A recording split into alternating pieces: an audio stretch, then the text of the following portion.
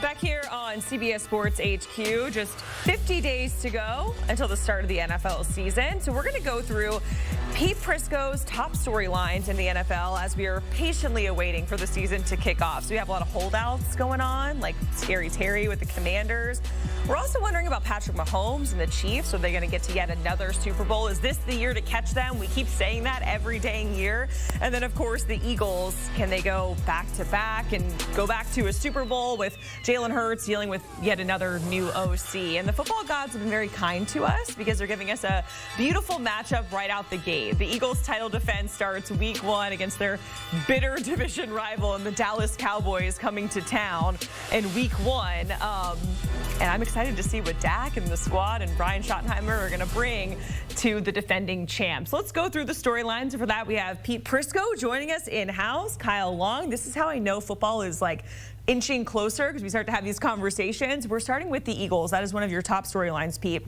And a lot of the storylines with the Eagles is, oh boy, another new OC for Jalen Hurts. But you're focusing on the other side of the ball with this defense because it does look a lot different. And we think of Josh Sweat. He's no longer there. He's reuniting with his former TC over in Arizona. Yeah, and again, when you look at their defense, they did a great job last year, but they've suffered some big hits to that defense. Milton Williams, Josh Sweat, Nakobe Dean still hurt. So how do you adjust on the defensive side of the ball? I think they'll adjust well because they have a great defensive coordinator. But more than that, young players stepping in. That's what the Eagles do. They draft and develop. And when you look at the guys they lost there, C.J. Gardner-Johnson, they traded him away. Darius Slay, veteran corner. But you have a lot of young players. Like, for example, Cooper DeJean. What is he going to do this year? Yeah. Is he going to move outside and play full-time on the outside, or are they still going to move him inside in the nickel? He could do so many different things. So when you look at it, I think this Eagles team is built to win it again. Now, having said that, it's going to be tough to do because everybody's going after you in the division, and we know teams don't repeat in that division for a long time, and everybody in the league's going after you. But on paper, they're the favorite to win it all. Pete, I'm in wholehearted agreement with you about the fact that this team is primed to go win it all again. And I'm glad you're talking about the defensive side of the ball because we saw the exodus of talent. The heavy lies the head that wears the crown. That's what happened to the Philadelphia Eagles roster. But you got to give credit to Howie Roseman for having that next man up mentality. And he's always got his binoculars 2-3 years down the road, which is why now with the draft, we've got Jahad Campbell ready to step in next to Zach Bond. Nakobe Dean doesn't have to rush back for anything. Solid middle of that defense. And you know what? They're still waiting to see the rest of the iceberg that is Jalen Carter. He's been fantastic in spurts, but they want him to be down in, down out, the guy that they can rely on and really be the catalyst, the keystone for this defense. You talked about the back end. But this defense, it's all about having guys next man up, and they've done it for so long. We saw it on the offensive line with Brandon Brooks going out of the lineup a few years ago. Well, Mekhi Becton back in last year, Super Bowl. They've got a hole at right guard. They got a few holes on defense, but the Eagles, they fill holes like nobody's business. Plus 750 to win the Super Bowl, and the Chiefs are not far behind them at 8-1. So that brings us to the Chiefs. It's crazy that we're talking about like a demise in general, and because it's crazy, right? And we kept saying it, like if there's a year to get the Chiefs, it was last season or maybe the season before, whatever, but they still find a way. That's what happens when your quarterback is Patrick Mahomes. But one of your storylines, Pete, has to do with the Chiefs and just people using the word demise in the same sentence, which is kind of crazy in my opinion. It's absurd. It's 100% absurd. And here's why. There's this whole notion that the Broncos are ready to go get him. And look, Sean Payton's done a great job with that team. I like where they're headed. But the whole idea that the Chiefs have come back to the pack is way misguided. Here's why. When you look at their offensive line a year ago, it was a disaster. And we saw that in the Super Bowl. But they drafted Josh Simmons. He's the best offensive lineman in the entire draft. He's healthy. He's going to be ready to play. You move the big tackle to guard inside. Now all of a sudden, an offensive line where you have a high-paid center who's is the best in the league. Now the highest-paid guard who's one of the best in the league. This line will be significantly better. You also get Rashee Rice back. Whenever you do get him back, he's going to come back at some point this season. Right. Also, Hollywood Brown was hurt all year. He's back. Xavier Worthy showed up in a big way. Travis Kelce looks like he's actually in shape and, wasn't gallivanting all over the place this year. And so he's going to be more of a factor. The Chiefs and their demise, way overrated.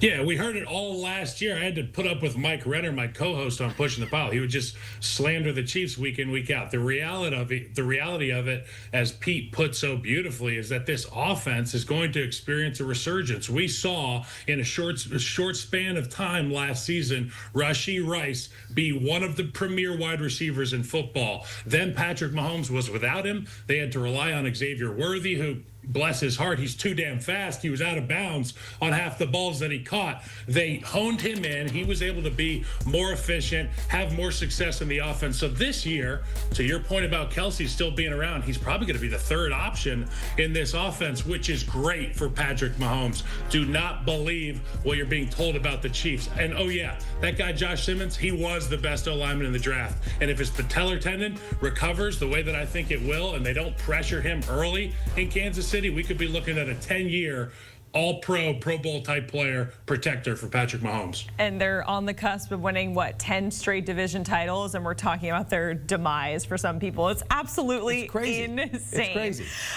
We have a lot of holdouts that are happening here, and they're in different situations, right? Because we have the Bengals, their situation on defense. I feel like TJ Watt and Micah Parsons is like on the cusp of holdout scenarios. And then we have Scary Terry, which I feel like is maybe the most concerning, I guess. But the holdout situation is something that you're following closely here, Pete. Yeah, well, you know what I say about it all the time? They all show up and play. And every single one of them will show up and play. Scary Terry said he's not sure if he's going to show up to training camp. Well, he might not show up to training camp. I'm talking about week one. Week one. Week one, they will all show up and play. And, you know, Trey Hendrickson, he'll play. Shamar Stewart will sign his contract, he'll play. They'll all play. Now, when they get their deals done and how it impacts how they play, that's a whole nother story. We saw CeeDee Lamb not play last year in training camp. He came back and he was fine. I think veterans can get away with it. Trey Hendrickson misses training camp. That's no problem. He'll step right in and play. So I always say it every year. It's the most overblown story every summer because they all show up and play. Le'Veon Bell, it's Le'Veon Bell lesson number one. It's playing chicken. You're playing chicken with the people upstairs as a player. You're saying, I'm owed this. This is what you guys should pay me. Take a look around the league. This is criminal. And you know what? At the end of the day, like Pete says, week one, they come running out of the tunnel, and the crowd is thankful that Superman's back, regardless of what the contract situation is. I remember when Khalil Mack got signed by the Bears, week one pretty much, and against the Packers, he came out there. No spring ball, no training camp. I think it was 4 sacks, 2 forced fumbles, an interception, and a touchdown for old Khalil Mack. Some guys can just play football. I'm not concerned about any of these dudes except for Shamar Stewart, because that's the contract language. That deals with what the future first-round picks are going to be dealing with. We don't want to see new language in the contracts. We don't want it any more confusing than it already is. I agree with Shamar Stewart as per the fact that he's the first one to have this contract language in it. It's BS, in my opinion. Well, here's the other concern with Shamar Stewart. If you're from the Bengals standpoint, this is a guy that didn't play very much football. And when he did play, he was raw. The athletic ability is there, but his technique is terrible. He didn't do a lot of workouts leading up to, in fact, he didn't do workouts at all leading up to the draft. So there are a lot of concerns about him and his ability to translate his talent onto the football field. He needs to be there. And whatever agent is given, he needs to work that out somehow, some way, because for his future, he needs to be in training camp. Yeah, he's the only first-round, pick that has not signed his rookie deal yet. And the Bengals need him just as much. They need all the help they can get on defense. When it comes to Aaron Rodgers, there are a lot of different storylines, right? Now he's with a new team. He's headed to the Berg.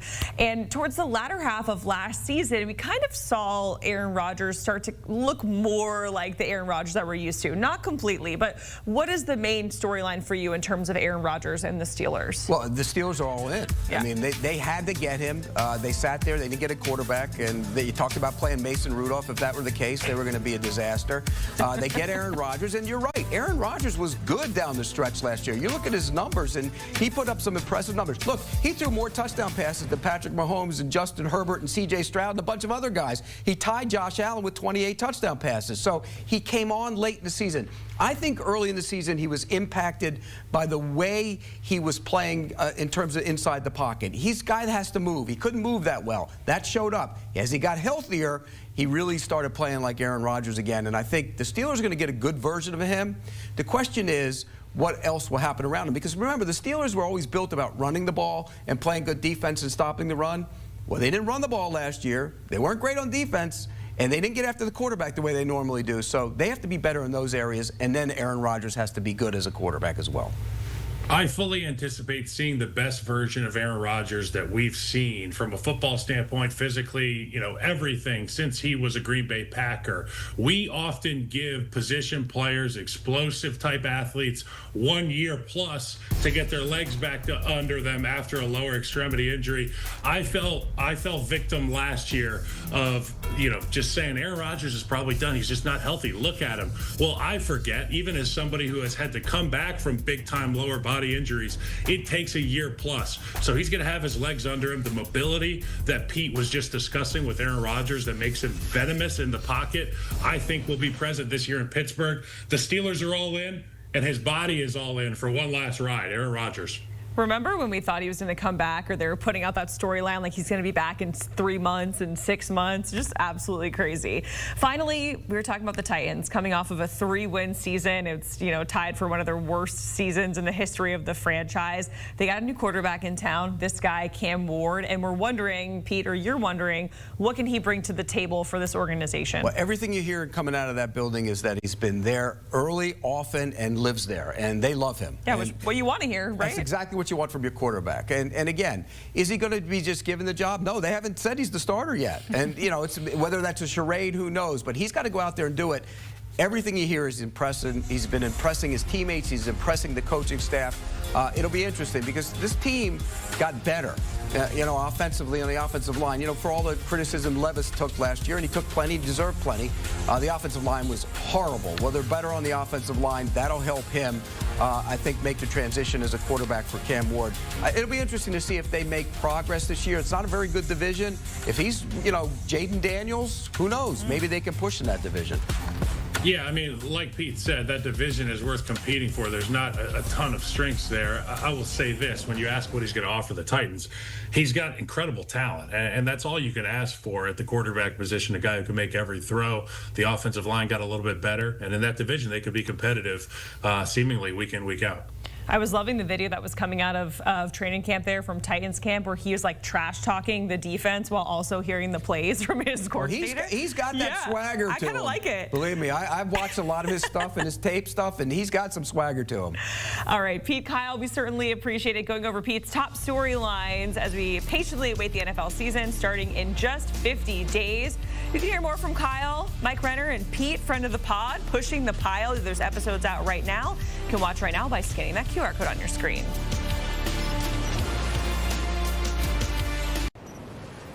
Football is going to be here before we know it. We are 1 day closer to the official start of the NFL season, and the Bucs, look at this squad, man, looking to win the NFC South for a 5th straight season, and they're going to be wearing these at least for one game while trying to do so. The Bucs are renewing the white creamsicle jersey for the 50th season, so they're partying like it's the 1970s in the Bay Area.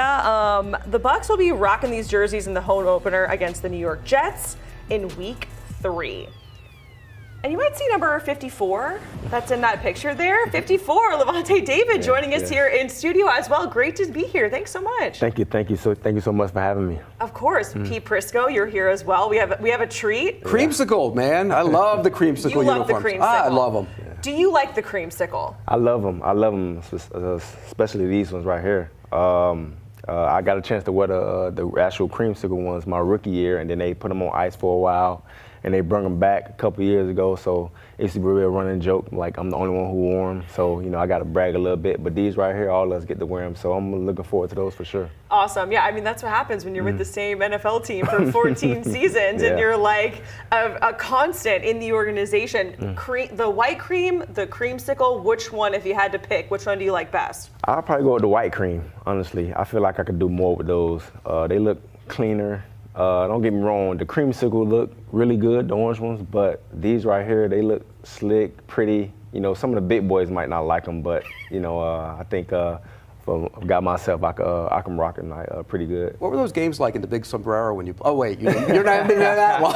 You haven't been there that long. Not that long. It's 14 seasons, but that is a long time, and not something that we see in the NFL, right? Where you can be with an organization and really watch the arc of it, because you can kind of remember the struggles. You're there with Tom Brady. You go all the way to the mountaintop, and now you're here with this, a really great team with Baker Mayfield, and you're trying to win the division once again. What has that been like? If you go back to your rookie season, and what is that journey? Walk us through it from the beginning, from the struggles, and then really seeing this thing all the way throughout to win a Super Bowl. Yes, first and foremost, it's definitely a blessing to be with the same team all 14 years. That goes to show, how much they believe in me and how much work I've been putting in for those guys to, keep me around.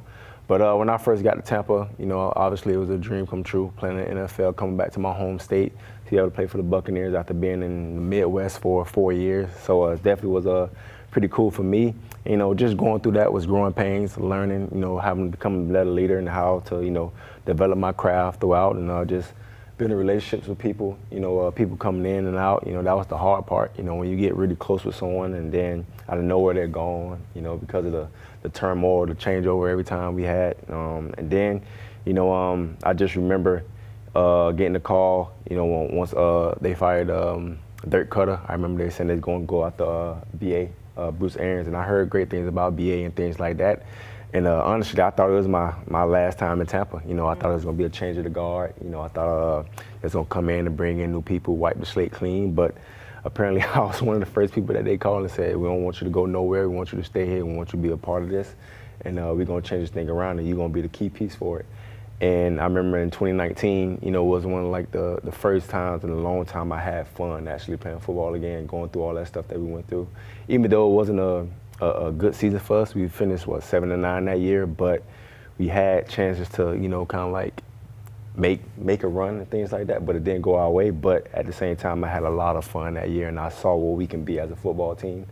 And then I remember the exit meeting talking to BA, telling me, hey man, we might have a shot at the big guy, and we all know who the big guy is.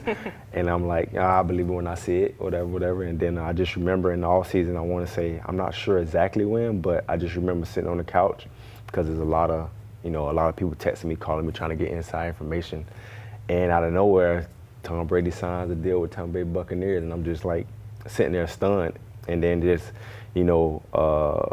having him come aboard, and he was the person who called me to talk to me instead of me reaching out to him. He was like, man, I'm glad to be a part of the organization with you guys. I'm glad to be able to play with you and not against you. And I know the type of leader you are, I know the type of player you are, and I know we're going to do great things. And, I don't know, I probably only said like 2 words. I'm like, man, I'm happy you're here. I hope we can change this thing around, and that's it. But he said most of the stuff, and you just kind of see why he is the guy that he is. First thing he said was like, don't treat me no different. I'm just one of the guys in the locker room, and this is you guys' locker room. I'm coming into you guys' locker room, so, you guys show me the way. And when he said that, man, that was like a breath of fresh air, a lot of weight lifted off your shoulders. And he just was coming in and coming to do his job, and he got the job done in the first year. I remember at a point in that season where we were 7-5 going into the bye week. We had like a little 3-game losing streak. And he caught me in the hallway, and he pulled me to the side, and we started talking and asked me how it is on defense, and I asked him how it is on offense, and he was just like, oh, we're going to be great, trust me. After this, when we get back, we're not going to lose another game. And he said those words to me. I'm like, okay, sure, no problem. And we didn't, and we went on straight to the Super Bowl and won it. And then him coming in and helping us kind of like build that culture with the guys that we have is kind of like stack on to it, and, especially now. Like you said, we won the division 4 years in a row. Our division 4 years in a row. We're trying to make it 5, and I just go to show, man, the work we're putting in, and the staff that we have, and the people that we're bringing in is pretty great to see, especially coming back from what I've been through in my early years. I was going to say, how cool to do that arc. And it's also really cool that Tom Brady was the one to call you and says, hey, don't treat me any differently. Before we move on, is there anything about Tom Brady playing with him that that nobody would know, something you want to share, a story, anecdote? I would probably say every day is a game for Tom. I know practice is practice, but he treats practice like a game. That's one thing that I kind of like respected about him. There's certain situations that you may get to in the game, and you want to be prepared for it, and he was the guy who was always prepared for it. And you could tell by the way he practiced, the way he, was really critical about certain things, and he was real, a detail-oriented guy. And it goes to show why he was one of the greatest. He played a long time. 14 years for a linebacker is a long time. Yes. After last season, you said you'd think about it for a little while and then decided you're going to come back. What went into that decision and what ultimately made you come back? Yeah, man, 13 years is a long time and going on 14. But, just, the guys in the locker room for sure was one thing I thought about, and the way my body felt and how I was mentally. I always said to myself, because I'm a fan of football. I love the game of football. I don't play it for all the other things, but I just genuinely love playing football. And I said if that ever fades away, I'll get away from it, because I don't want to go out there, not 1 foot in, 1 foot out. I want to be all in when I'm out there. I never want to, people pull up a film and be like, hey, Lavonte's taking the playoff. I never want to be that guy. So I thought about those things that I thought about, and then just talk to my family. I have a 3-year-old daughter who's starting school soon, so I had to take that in mind, and even though she probably don't really understand what's going on, but I had to kind of ask her questions just to kind of feel good about myself, I guess. But she likes coming to see me play, so she said she wanted to see Dad play football, so I was like, okay. And then kind of just seeing how my body was feeling, just talking to the organization and Jason, kind of wanting me back. Everybody wanted me back. It wasn't just like, we just, do your thing, take your time with it. It was them reaching out to me and say, hey, we want you to come back, and if you come back, we have a contract ready for you. So that made things a lot easier for me. And just after a while, thought about it, sitting around. I got too stagnant. I was like, I can't do this. So I was like, yeah, okay, I think I'll give it another go. Yeah, she's going to watch Dada play football really, really good in Tampa. And Pete, 14 years is a long time, of course, for a linebacker, but you've been covering the game for a very long time as well. You had the better than teams. So Pete, this is a direct quote from you. That was my draft grade when when he came out. You see that grade, A+. Yeah. And it said one of my favorite players in this draft. I compared him to Derrick Brooks, who was a Bucs linebacker and a Hall of Famer, in a column, and I think he has that ability. What a steal, a great move. And that was the first time, that year was the first year I did the better than team, and he was my first captain. And the reason I picked him was because of your ability to run and chase. And remember, and we talked a lot about this. People said, well, I don't know if he's big enough to be able to hold up in the NFL. And here you are going into your 14th season. I remember that like it was yesterday, when that came up. And then when you came out to the training camp my rookie year, when we first met, and you was giving me a good conversation, that motivated me too as well, because I always hear, he's too small, he may not last.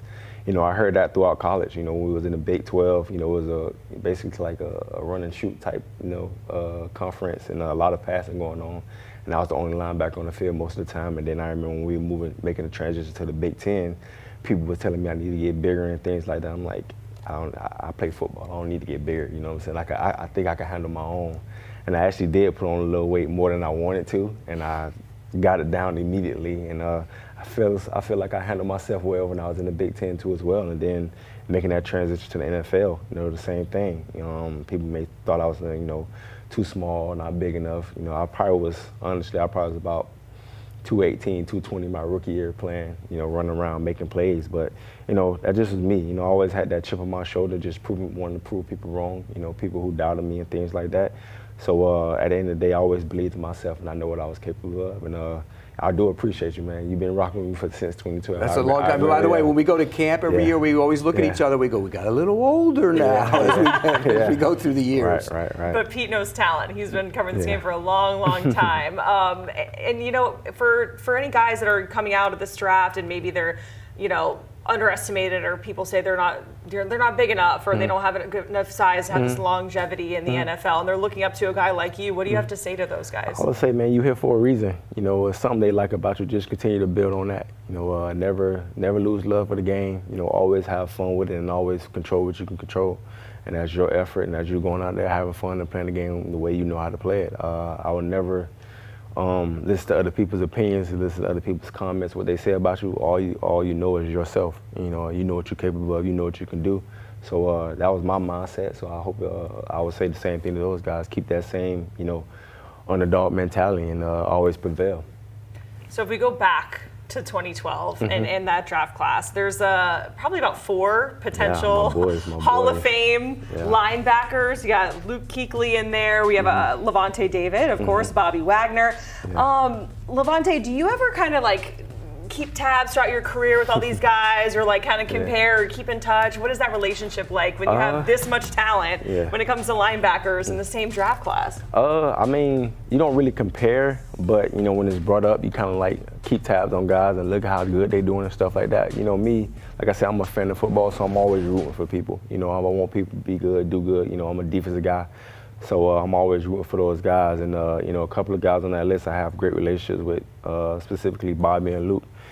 We text here and there. We talk often. Me and Bobby, you know, we the ones who still going, and DeMario, we all still going. So you know, me and Bobby shoot texts every now and then before the season, throughout the season, just checking on, seeing how we feel and stuff like that. And then the past couple of years, we would text and see like, where's your mind at? What you think? You think you can go again and stuff like that. So me and Bobby have a great relationship. We might be the closest out of everybody. Me and Bobby was roommates in the Senior Bowl, so that's how our relationship started. And then you know, Luke, you know, he texted me. He sent me a jersey finally. You know, and DeMario, you know, we talking things like that via social media.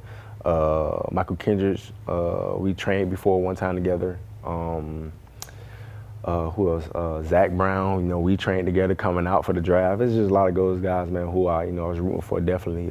Nigel Bradham, he was in that draft too as well. So it's a lot of people that, you know, we kind of have good relationships with, who I have good relationships with, and I was rooting for them for sure. Do you think at all about the gold jacket? I mean, you guys are all right in that area. Do you think about it at all? Now I do, honestly. You know, just because it's been brought up to me plenty of times. You know, I never been, you know, like I said, man, I never really thought about that stuff, like the accolades. I just go out there and play football and have fun because I love playing football. But like now, people saying it's like towards the end of my career, so they're just trying to like stack it all up and see if I can earn a gold jacket. So it's get brought to me, it get asked a lot, asked to me frequently. And when I really like sit down and think about it, you know, yeah, I feel like I'm deserving. You know, besides, you know, a lot of people always say, you know, it's the All Pros and the Pro Bowls and all that stuff, but I feel like that's something that's kind of like out of my control. You know, the things that I can control is how I perform on the field, and I honestly feel like the number shows that. And we have Bucks fans that are in this office, and they say you're my favorite Bucks player. When I look at different forums and conversations, it's all about your passion, your effort, and those are things that you can't teach, and it's really special to an organization.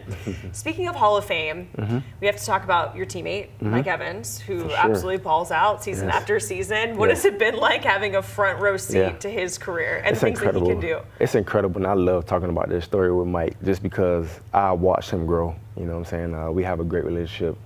I just remember people always ask me, you know, when the little thing, viral thing that go around, who's the most famous person you could call right now to answer the phone, like Mike Evans, because, you know, that's just the relationship we have. You know, Mike is like my little brother, man.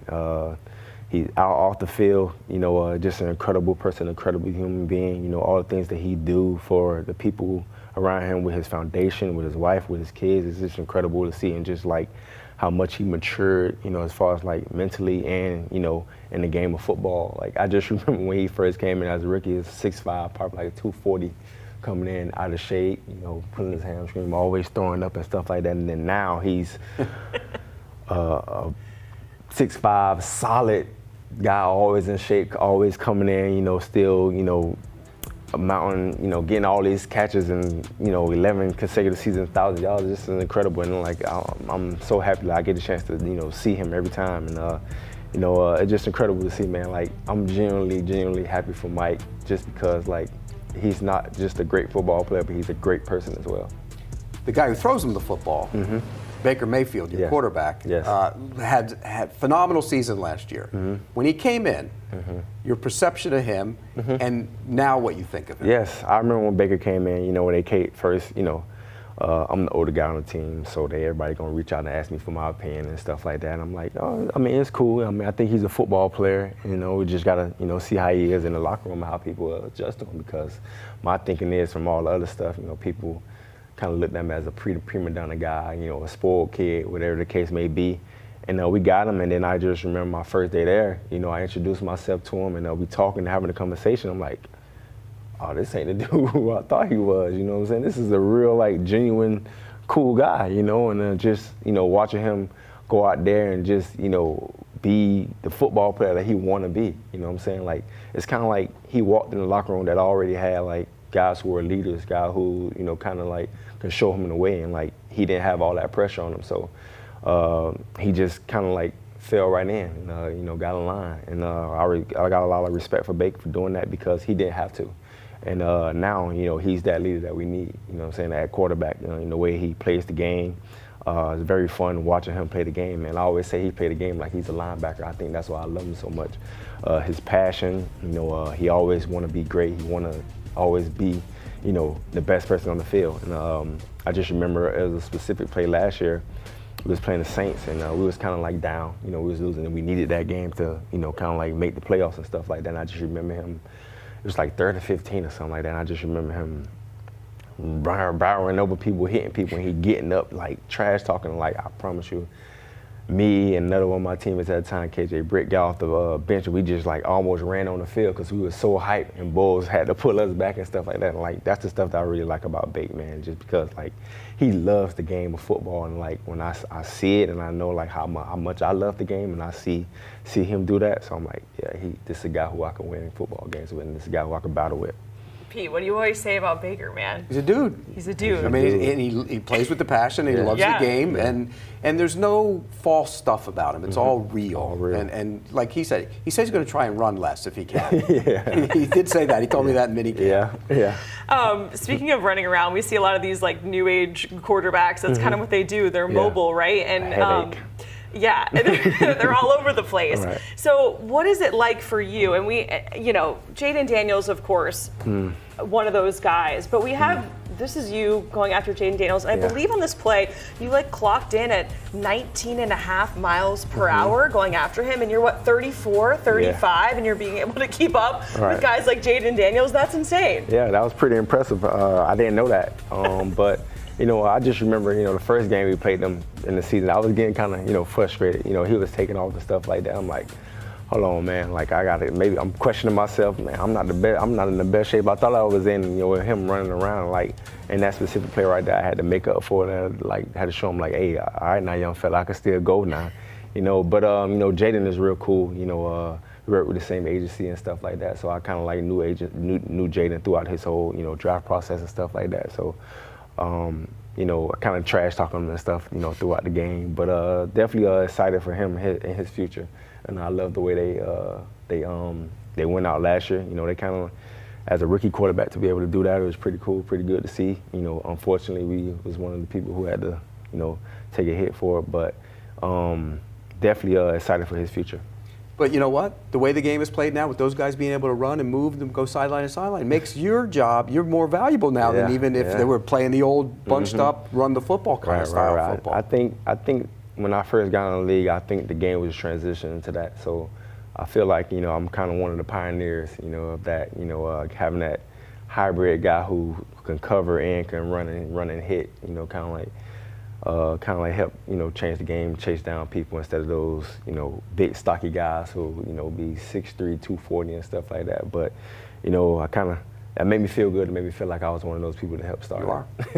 Lavonte, we certainly appreciate it. Looking forward to seeing you out in the field, maybe clocking in at like 21 hopefully, miles per hour. If I get 20, I'll probably do another 2-3 more years. Oh, all right. You go. Well, you heard it here first. Lavonte, we appreciate it, and looking forward to watching you play with the Bucs and hopefully getting 5 straight division titles there. They'll get it. They'll get it. We have a feeling. All right, the countdown, it continues until the NFL season. It returns. NFL on CBS on September 7th. You can watch your local game live and, of course, stream all the action on Paramount Plus as well. Welcome back to HQ Spotlight. You know, the Netflix show Quarterback is really peeling back the layers on the quarterbacks, including Joe Burrow. We've learned that he loves fossils.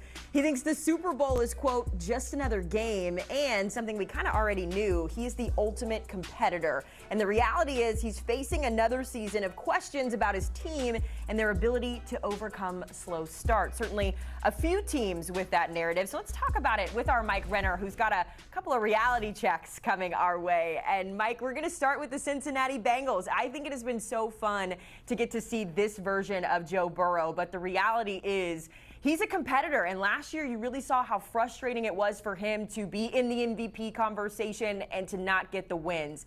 So as we start here with a reality check in Cincinnati, what's the reality looking like for Joe Burrow? The reality is, I think this is the year he takes home the MVP because of all the things you kind of just said. Last year, if they would have made the playoffs, he very well could have won the award. He was playing quarterback as well as anyone. But I think the big difference from last year to this year is he's got 2 wide receivers that are happy as heck after the contracts they signed last offseason. Instead of coming into camp grumbling, not wanting to be there, they're going to come out the gate week 1, and I think you're going to see a much different sort of offense from the jump, unlike we saw a year ago. Their offensive line should be better. Last year's first-round pick, Amarius Mims, going into year 2, you should see a big jump from him. And while the defense is still an issue, it should be good enough to make the playoffs, but still have them in shootouts. So he's still going to put up the numbers. And when you compare him to, Lamar Jackson, Josh Allen, Patrick Mahomes, 3 other guys who could be in that MVP conversation, well, those guys all have an MVP already. So voters are going to trend towards the guy who doesn't have one. So all those tea leaves, Joe Burrow stays healthy, I think he's going to be your MVP this year. I hope so. I have really enjoyed just getting to know him as a person. He's been a fashionista since he was walking, and a few other nuggets in there too. But he was close last year. We'll see if he can get there this year. Let's talk about the reality for the New England Patriots, Mike, because as the summer has gone along, it just seems like more and more of our CBS analysts are leaning towards a surprising run in New England this year. They got a new head coach. They've got a lot of faith in their quarterback as well, but they finished 4-13 last season. How are we feeling about this reality that the Patriots could be a playoff team? I mean, that feels weird saying it out loud after what we've seen over the last 5 years or so.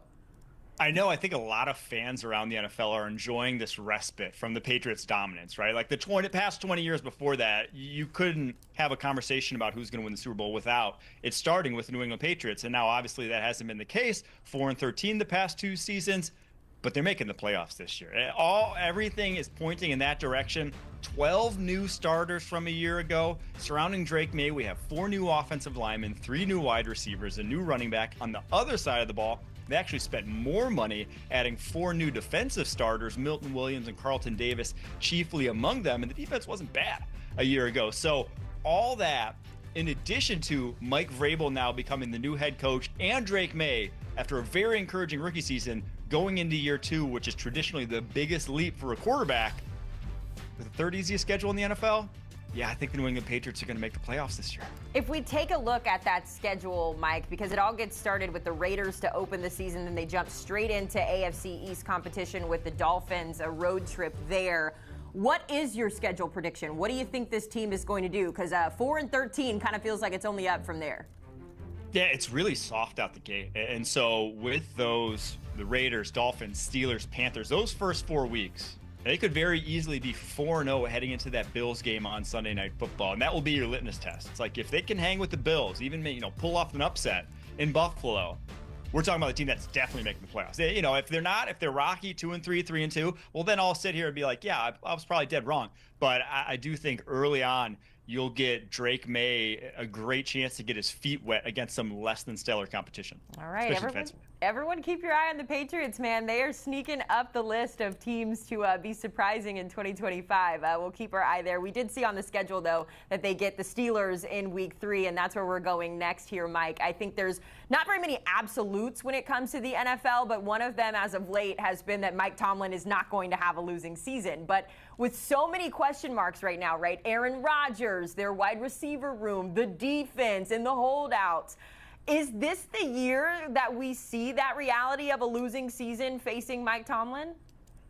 This is the most worried I've been about the Steelers having a losing season because, one, they're just old, unfortunately, whether it's the quarterback position where Aaron Rodgers is 41 years old, and we've seen what happened to the Jets when they hung their hopes to a quarterback at that age the past 2 years, whether it's their defense, where their 3 most impactful players, and TJ Watt, Cam Hayward, and Jalen Ramsey now, are all on the wrong side of 30, where when it goes, it can go quickly, or injuries are much more likely to occur at that age. So I'm just worried about this team, the cohesiveness of it, when you have, like I said, a sort of mercenary at the quarterback position, because Aaron Rodgers, he doesn't do average seasons. He doesn't want to just be 9-8, 8-9, around that range. He either wants to go 14-3, or if it's not going well, it might be 4-13. So I do think that the Pittsburgh Steelers, this would be, unfortunately, with the tough division in the AFC North, the biggest chance of them not meeting that 500 threshold in the Tomlin era. And it's crazy, Mike, when you look at what they have added to this roster. 26 total career Pro Bowl selections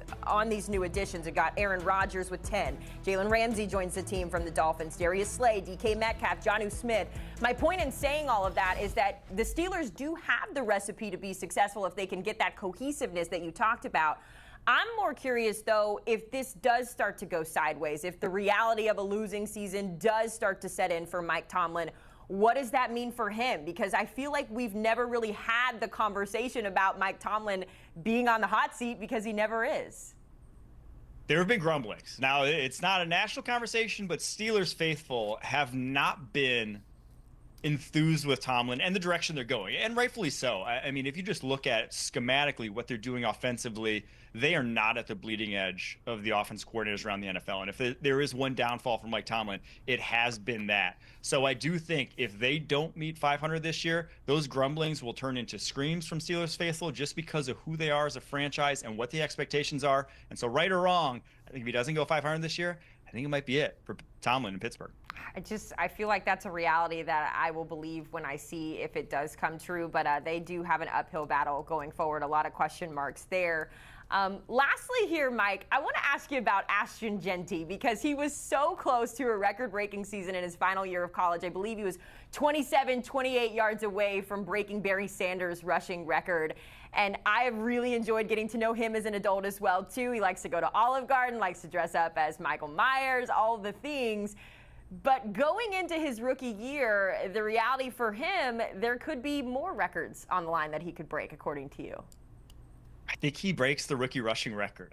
This is the highest expectations I've had for a rookie running back in quite some time for a number of reasons. One is just who Jeanty is. I mean, almost broke the single-season collegiate rushing record that Barry Sanders held, had 50 more broken tackles than any other running back in college football a year ago, had more yards after contact than any running back had total. So he is a superb running back prospect that should hit the ground running.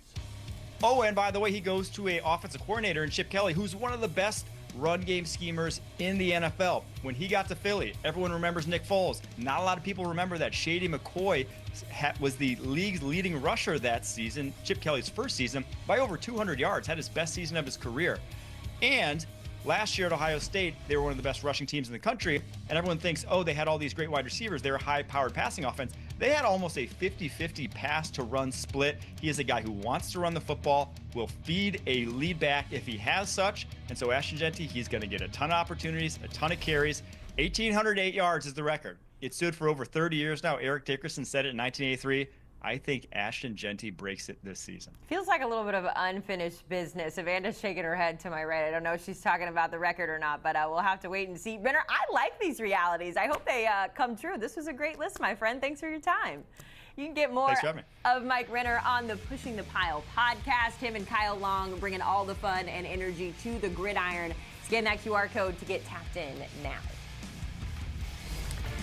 Well, staying in the NFL since we are 50 days away, a lot of quarterbacks with something to prove, including that guy, Trevor Lawrence, Bryce Young, Pete Prisco has put together a list, and how we love them. Are you surprised CJ Stroud is on the list? We'll talk about it coming up.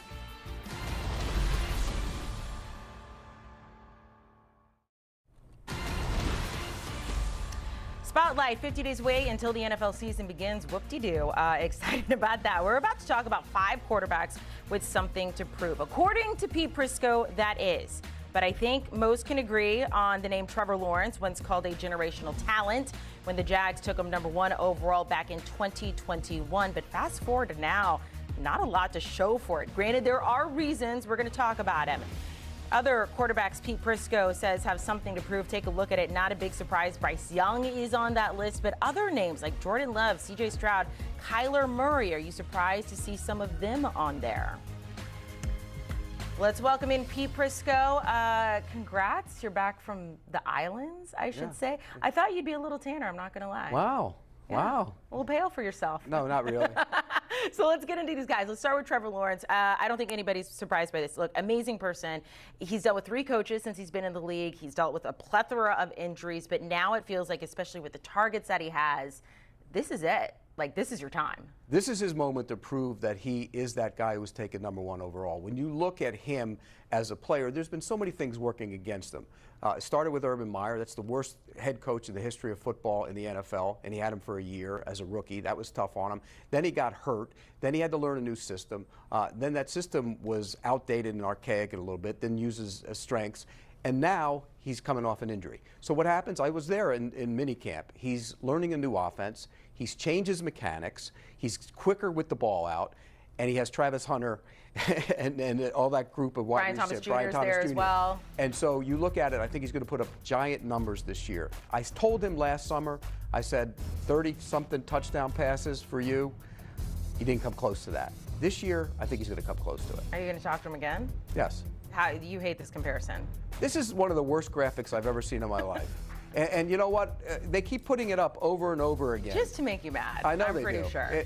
And by the way, I will say, most people outside of the city of Jacksonville look at him in that kind of light. And it's not fair to him because of what's happened in the injuries. If you look at his numbers when he's been healthy, he's been a good quarterback. When he's not healthy, it's been a problem. Okay, so let's go to another former #1 overall pick, Bryce Young. Obviously, there were a lot of questions about his size. Can he hold up? Look, he did finish the season strong. I think 10 touchdowns, 0 turnovers in the final 10 games of the season, so that's great. Is it a fluke? Can it keep going? Can we actually believe in this guy? Well, I think it's hard to really evaluate based on those last 3 games because he was good in those games, and he actually did throw the ball down the field, which was impressive. But it's only a small window, and the rest of it kind of overshadows that. But was it a product of him understanding the offense, getting more comfortable with Dave Canales and what he wanted, and he grew up and grew into it? Or was it more of an aberration? We don't know yet. It's still to be determined. I still have my reservations about him as a quarterback. I'm not alone. I think there are other people out there. He did do some good things down the stretch, which is a good sign of progress. They got him help. They got more receivers. So now it's his moment to show that he's the guy that was worthy of being the #1 overall pick. Year 3 for Bryce Young, year 2 for C.J. Stroud. Look, this is someone, his rookie year was phenomenal. I mean, we were glowing about him. He won Offensive Rookie of the Year. Sophomore year, slump. It's not uncommon in the league that we see a sophomore slump from some guys who explode on the scene their first year. What were you disappointed in last season? Well, in fairness to him, he's been brutalized. Yeah. I mean, he's been sacked 90 times in 2 seasons and 53 last year. He was just a bad offensive line. Then his receivers got hurt. When your receivers go out and you have a bad offensive line, the ball gets held a little bit more, you get beat up, and I think that ultimately changed the way he played the game last year. I think they need to get back to getting the ball out of his hands. They feel like they've upgraded their offensive line. I don't know if they have. Laramie Tunsil's gone. They traded him away. Cam Robinson's going to be the left tackle. I don't know if they've upgraded getting guys like Robinson and Tomlinson and guys like that. So it could be another year where he gets hit a bunch. A name I was somewhat surprised to see on this list was Jordan Love.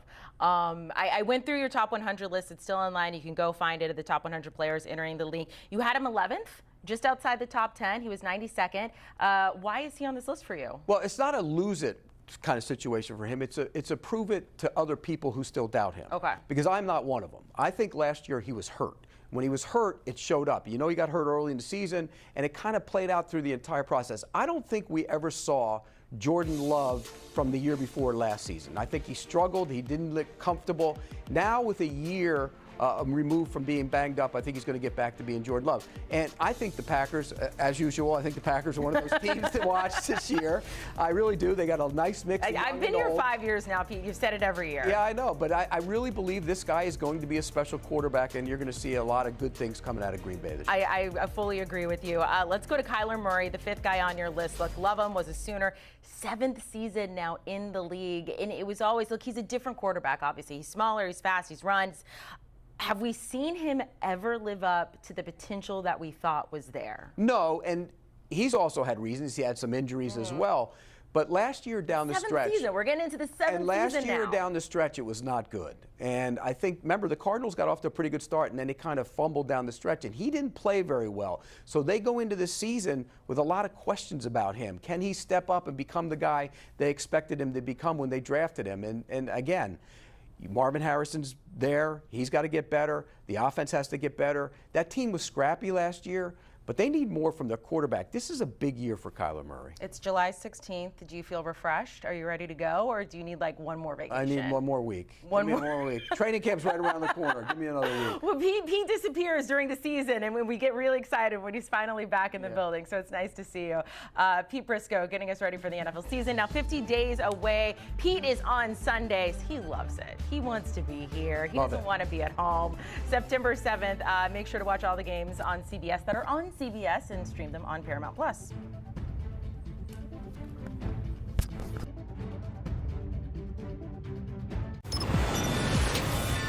We are 50 days until the start of the NFL season. I found this interesting from the NFL, who decided to put on these faces. No Patrick Mahomes.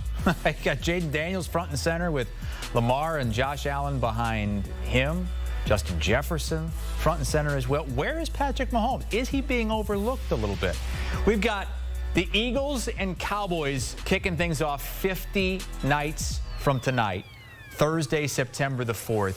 Eagles, the defending champs, nearly a touchdown favorite as of now. That division has had 20 straight seasons without a repeat champ. Eagles are favored to get it done this season. We will see. Here are the must-watch Week 1 games. Chiefs, Chargers, Brazil. That's a standalone Friday game. We've got a great one on Sunday afternoon. Lions and Packers in the NFC North. Ravens, Bills, the two favorites in the AFC right now on Sunday night. And Vikings, Bears wrap things up on Monday Night Football. Let's bring in Evan Washburn here to talk about some of these teams and some of the best in football. He's going to be going all around the training camps in just a little bit. Let's start with that Cowboys-Eagles opener. Eagles dominated the Cowboys last season. Eagles are the defending champs.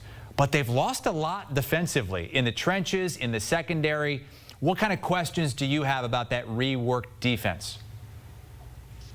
I don't have many in terms of whether or not they're going to be productive and successful, because I have belief in, first of all, Vic Fangio and his ability to scheme up a quality defense despite some personnel overhaul, as you mentioned. And then there's Howie Roseman. Based off of their contractual situations on the offensive side of the ball, they couldn't retool through free agency as they have in years past, but he's just done such a nice job drafting, Chris, and refilling holes, especially across that defensive line. That was an area of strength, even though they lost some pieces during free agency. So I think that defense will be top 10, in that top 10 to 15 range once again. Maybe not as strong as they were a year ago, but I think just what they have going offensively and the ability to retain all the talent they have on that side of the ball over the last few years puts them in a great position to try and repeat. And as we know, that's as challenging as there is in sports, especially in the NFL. It doesn't happen often. And I think that's going to be Philadelphia's biggest hurdle, not defensive losses, but how do they re-engage the mentality necessary to make another run at a Lombardi. Evan is about to re-engage here and go on his training camp tour. He's going to be hitting about 10 different training camps over the course of the next couple of weeks. Here you see the official tour, which will begin July the 25th with the Buffalo Bills. That's next weekend, and then pretty much touring the northeastern half of the country and some of the Midwest teams as well. Let's start with the Ravens and the Bills. These are two teams that you're going to be hitting. You'll be calling preseason games for the Ravens. You live there in the area. These teams are the favorites right now in the AFC, even though the AFC has basically gone through Arrowhead for the better part of the last decade. What do you make of these teams being the odds-on favorites right now in the AFC? Well, first of all, that's a disturbing graphic with my head littered across the great United States, but I appreciate laying out my schedule here for the next couple weeks. Look, I love where we are right now, not just in the NFL in general in terms of storylines, but specific to your question about the AFC. And really, I look at three teams, Kansas City, Buffalo and Baltimore, as you mentioned, but then I also put Cincinnati still in the picture despite what was an odd year a year ago. I have Houston in the picture, and then maybe Pittsburgh looming. To me, it's like any great series that we watch, whether it's you're a Succession fan, you want to go Game of Thrones, The Wire, if you want to go back a few years, where we're just so invested in the characters in this story. And that's how I feel about Buffalo and Baltimore. And then you put in Kansas City. I mean, each year it ends up being some version of the three of them, obviously having to go toe-to-toe with Mahomes and Kelsey and Andy Reid in Kansas City. I don't see why that would be any different this year. I think there might be a new member to this story, to this series, if you will. It could be Cincinnati, it could be Pittsburgh, Houston, maybe somebody looming there in the AFC ready to make a run. But when I look at Buffalo and then Baltimore, as we lay out some of the statistical numbers and their matchups, it's just the fact that they've been able to deal with a year that was a basic mini rebuild within one season that saw them go to an AFC championship game.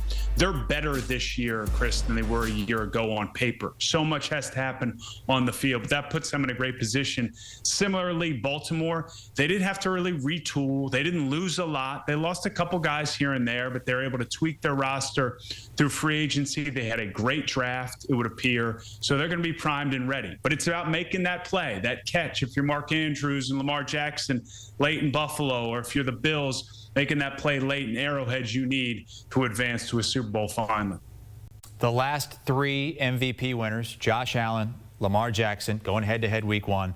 And then there's Patrick Mahomes. And the Chiefs just missed out on that three-peat last year, but they have finished their season in the Super Bowl 5 of the last 6 seasons. They will begin this season in Brazil against the Chargers on a Friday.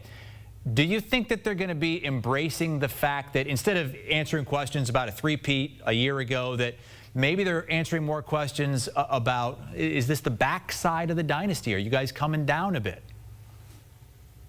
It's a dynasty for sure, and there are ebbs and flows within that dynasty. I think that the New England Patriots provided us with such a quality blueprint as to what you have to navigate in terms of having an all-time quarterback, an all-time head coach, but then the fluctuation around them. And we've already seen Brett Veach, the GM, navigate this really well. We still have Kelsey for another year. Chris Jones is back. They've got a lot of their key pieces. The way I see Kansas City, it's similar to Buffalo. I think they're better this year based off of health. Rashee Rice, I know he may have some situations off the field to work through and how that will impact his availability. But remember, he got injured early against the Chargers a year ago. Marquise Hollywood-Brown, I don't think he's a 1. He might not even be a 2, but he's a high-end 3. So I think those guys being active, available. Xavier Worthy, another year in that system. They seem to be uber confident in what he can provide. I think, Chris, we might see a return to the Kansas City Chiefs of the early days of the Mahomes run here with Tyreek Hill, where they're streaking down the field. Kelsey's making plays over the middle. I think Mahomes, whether it be physically, he looks great after an offseason, really focused on getting primed and ready for this year, but also mentally. I mean, the way that year ended, despite how impressive it was up until that Super Bowl, for that type of competitor, we know this, that will ignite something special in a player of his caliber. And that's what I expect to see from Mahomes in Kansas City. Now heading into his age 30 season and playing the Chargers, a team, maybe they're a team that's going to be a factor in the AFC. A couple of years ago, Evan, we were sitting here, we were talking all about the New York Jets and how they won the offseason. They got Aaron Rodgers. We know how that worked out for them over the course of 2 years. They're opening up against the Steelers, who are in a similar situation with Rodgers and then some of the other veteran stars that they've added. You mentioned the Steelers as maybe a team that could compete. Do you think they're better equipped to handle the expectations than the Jets were? I do. I just think that they have a strong culture, and that word gets thrown around, but it's real in Pittsburgh. When you go to that building, you meet with Mike Tomlin, you spend time around the Rooney family and what they've built there over their generations of running that organization.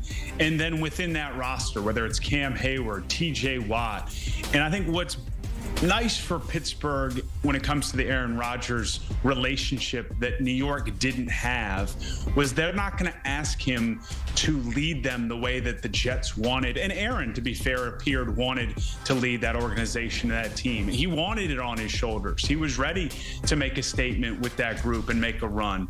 Didn't go the way he planned, both on the field with his Achilles and then whether it was with the coaching staff. I think this is a much more manageable situation for a future Hall of Famer in possibly the last year of his career. He just needs to make a few plays over the course of a game, often late, to help them win it. He does not have to carry the load over the course of 4 quarters or a 17-game season and then into the playoffs. And I do think even at his age, at 41, 21 years in the league, Aaron Rodgers is plenty capable of doing that. And that's what makes Pittsburgh exciting right now. And then you throw in the fact they have DK Metcalf and they go make a run for Jalen Ramsey. I made the point on HQ yesterday. All in is thrown around, much like the term culture, probably too much. But there's no doubt that right now, Pittsburgh, Mike Tomlin, that whole group are all in on this year and what they can do. That is going to be one of the games to highlight our early slate, week 1 on CBS.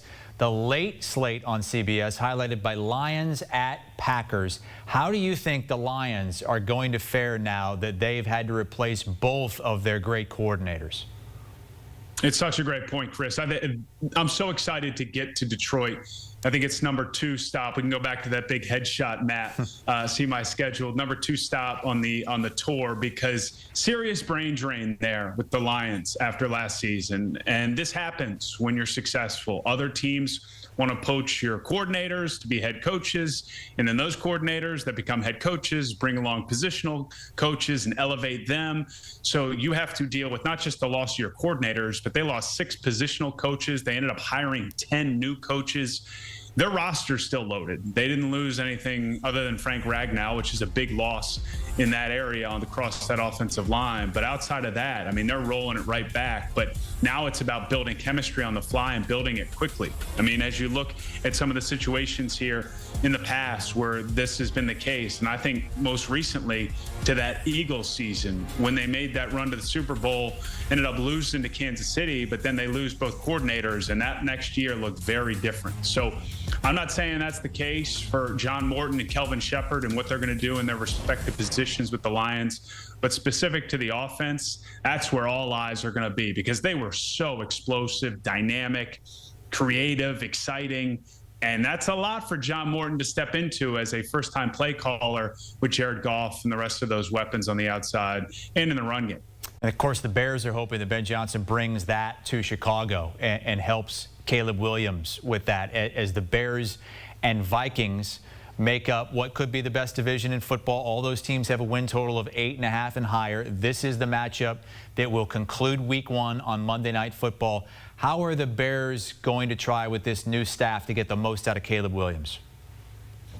They've given him everything necessary in year 2. You mentioned Ben Johnson coming in. I think more importantly, protection. Joe Thuney from the Chiefs, signed him in free agency. Jonah Jackson from the LA Rams. Those 2 pieces, I think, really could provide some stability and allow Caleb Williams to not be running for his life, obviously, but also take in and run an offense that Ben Johnson will make palatable for Caleb Williams. I think that's one of the things that strikes me when you watch what Ben Johnson can do as a play caller and leader of an offense, even though now he's got to be tasked with leading the entire team, and that can't be overlooked. But he recognizes the strength of his players, specific to quarterback, what he did with Jared Goff in and around him, and he highlights it. There's not necessarily a Ben Johnson scheme that everyone has to fit into. So I think they're just going to be in such a better place there. And if Caleb has time and he has command of that offense and they coach him well, which it feels like at times last year was lacking, or at least the connection or chemistry or communication wasn't there, I don't think that's going to be a problem. But like anything, and it goes to the other side of Ben Johnson's previous year, you can't rush chemistry. So just because you're throwing in 2 quality pieces, the offensive line and a new head coach, play caller, that all want the right things to happen, you do have to have some time on task for it to exist. I would say Minnesota's ahead of them in that practice, but they also have to break in a new quarterback in J.J. McCarthy, who's going to have the weight of the world on his shoulders, because I look at Minnesota outside of the question mark at that position as an absolute contender, not just for the NFC North, but for a Super Bowl run as well. I know you're going to be visiting the Vikings at training camp in a couple of weeks, as well as Evan Washburn hits about 10 different spots. Minnesota, July the 29th. And our Jonathan Jones is going to join us on the other side to discuss the Vikings, among other things. J.J. McCarthy, as our J.J., Jonathan Jones, answers the 5 things that need to happen before week 1 for several teams, including the Vikings and the Washington Commanders. Year 2 for Jaden Daniels. 1 win away from a Super Bowl last season. What do the Commanders need to avoid? That's next.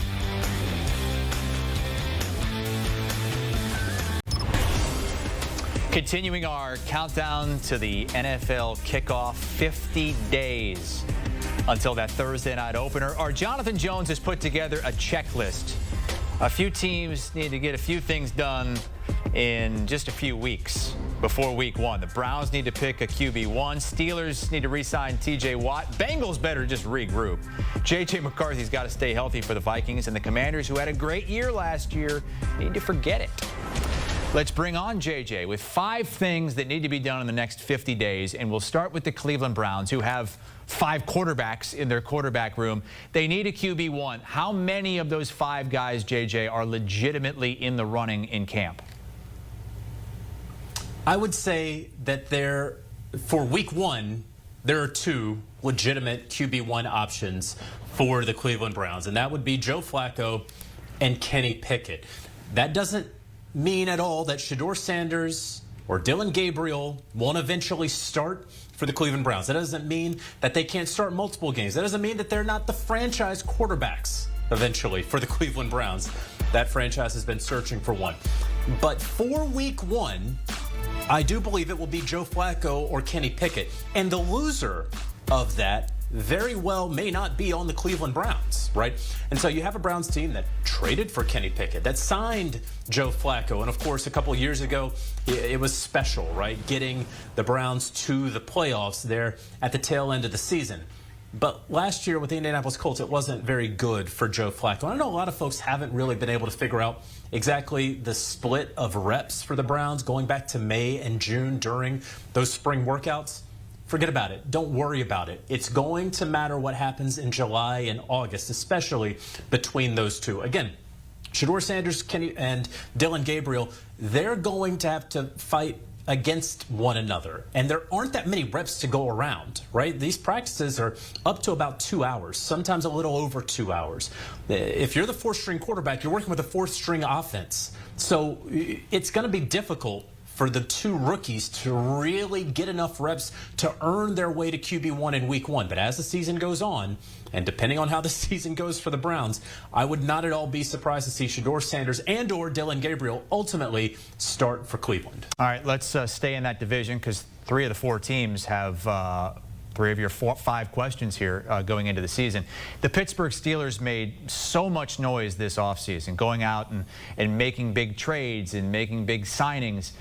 But they haven't yet taken care of one of their own and probably their most important player. I don't even think that's arguable. TJ Watt. What do they need to do to get to the finish line here? Yeah, a very un-Steelers-like offseason, right? Waiting all that time on Aaron Rodgers, trading for DK Metcalf, paying DK Metcalf, trading away Minkah Fitzpatrick, bringing in Jalen Ramsey, one of the highest paid corners in the NFL. And now you have, and I think that you're right, Chris, their best player in TJ Watt, and he's not happy. He's not happy about his contract situation. And we could have seen this coming last year, right? Because the Steelers could have anticipated that TJ Watt was still going to play like one of the best pass rushers and best players in the game, and they could have headed this off at the pass. Because they let's go ahead and pay you a year early. Nick Bosa was at about $34 million in average annual salary. TJ Watt was around $21 million. And Max Crosby was due for a deal. And Myles Garrett was due for a deal. Let's go ahead and get in front of it. Steelers did not do that. And so now, not only has that number gone up, it's really gone up. Myles Garrett, the gentleman there on the left, just got paid $40 million in average annual value. And so if the number for TJ Watt would have been about 35, 36, now it's going to be around 40. And so whether it's about years, whether it's about cash flow and guaranteed money, and I believe for a player like TJ Watt going on to his third contract, his second veteran contract, it will be about guaranteed money and cash flow as he enters and continues into his 30s. You're going to have to see him go up that list right there. So will it get done before training camp? I don't know that they're that close on it. And we have seen from the last time TJ Watt was hoping to get a contract, he is willing to hold in, right? He is willing to get there and hang out, but not participate on the field until he gets that contract. And once they traded for DK Metcalf and paid him $30 million per year, paid him more than TJ Watt, a lifelong Steeler, one of the best players in the game, more important to the Steelers than, frankly, DK Metcalf has ever been and potentially will be, well, you got to pay him. That's what they did. That's what they have to do. That's what's ahead of them. And again, I don't know that that's going to happen before the start of the season. Or excuse me, before the start of training camp. Training camp is coming up just a few days away. The season begins in about 50 days. The Bengals have a problem that's about twice as big because they've got the Trey Hendrickson situation and the Shamar Stewart situation. And what you wrote was the Bengals better regroup. What does that mean for those two pass rushers? Well, and it's not just about those pass rushers, right? Because the Bengals in the preseason, what they have to get right is they have to get themselves right. The past several preseasons, they have not gotten themselves right. They have had slow start after slow start almost in every year of Zach Taylor's head coaching tenure there in Cincinnati. Go back to 2020 and a slow start where they won 1 and lost 3 and had a tie in there. You go back to 22 and they started 0-2. In 2023, they started 0-2. And then last year, they started 0-3 and then ultimately 1-4. So they have to pick up the pace a little bit in the preseason. In order to do that, Jamar Chase even joked, it might be nice to catch a couple more passes in the preseason. So maybe we're going to see the veterans play a bit more in the preseason. We heard from Zach Taylor last month who said, yeah, I'm aware of it. So we're going to change the practice times for training camp. We're going to go ahead and get these guys out there earlier in the morning and then do some more classroom work in the afternoon to get better prepared for the season. And then you mentioned Trey Hendrickson. I don't know when that deal is going to get done. I don't know who around the NFL ultimately would trade for Trey Hendrickson. The Bengals seem fairly dug in on this, and it will be a difficult negotiation for Trey Hendrickson, as it has been dating back to last year when he wanted a deal. Ultimately, though, I do believe, I don't know how it's going to work out, but I do believe Hendrickson and the Bengals will remain together. Another issue, you mentioned it, pass rusher Shamar Stewart, the last of the first-round picks to not be signed from this NFL draft. Look, I'm going to throw a little cold water on this, okay? I keep hearing people say that this is unprecedented. This is very precedented. A lot of times, every year, guys are not signed at the start of training camp. The reasons may vary, and this is certainly a unique reason for Shamar Stewart because the Bengals are trying to change their contract language. But guys sometimes are not signed at the start of training camp. Look, I don't think the Bengals are going to budge on this. They want to establish precedent with their new contract language. Shamar Stewart doesn't want to sign it. Both of those are the individual's rights, okay? But Shamar Stewart doesn't have any leverage. He doesn't have a good option. He's not going to go back to Texas A&M, okay? Because that would involve suing the NCAA. That would involve missing out on being a professional for another year. It doesn't make any sense. I don't think anyone's going to trade for Shamar Stewart. So ultimately, he's probably going to have to sign the deal that the Bengals have out there, even if he doesn't want to. We are going through JJ's checklist, 5 things that need to be done over the next 50 days as we get ready to start the season. A lot of these to-do things are off the field. For the Vikings, it's on the field. It's J.J. McCarthy who's taking over there, and you say he needs to stay healthy when he's on the field. If he does, do you think he can do what Sam Darnold did last season for this team? Well, it's going to be crucial for him to get every single rep over these next 50 days that are available to him because we just don't know, right? The Vikings, they want to believe that they know. They don't know. You've never seen J.J. McCarthy. No human on earth has seen J.J. McCarthy in an NFL game. And so he needs all these reps. Look, it's a nice thing when some of us writers talk about mental reps and, oh, you got to see it from a different perspective. Chris, nothing beats going out there and actually doing it. And we just have to see him do it. And I want to see, after that knee surgery last year, now almost a full year removed from it, is there going to be any management of the knee? Is he going to have to, after practicing 2 or 3 days, have to sit out one day? I want to see J.J. McCarthy take every single first-team rep that is available to him and the quarterbacks of the Minnesota Vikings, because there's not a true and real backup plan. They're not hoping to make the playoffs with Sam Howell. They're not hoping to make the playoffs with Brett Rippon, right? They're not hoping to win 14 games with those guys. They're hoping to win 14-plus games with J.J. McCarthy and getting back to the playoffs. And so there's a reason that they did not pursue Aaron Rodgers. In fact, I should probably say plural reasons they did not ultimately pursue Aaron Rodgers.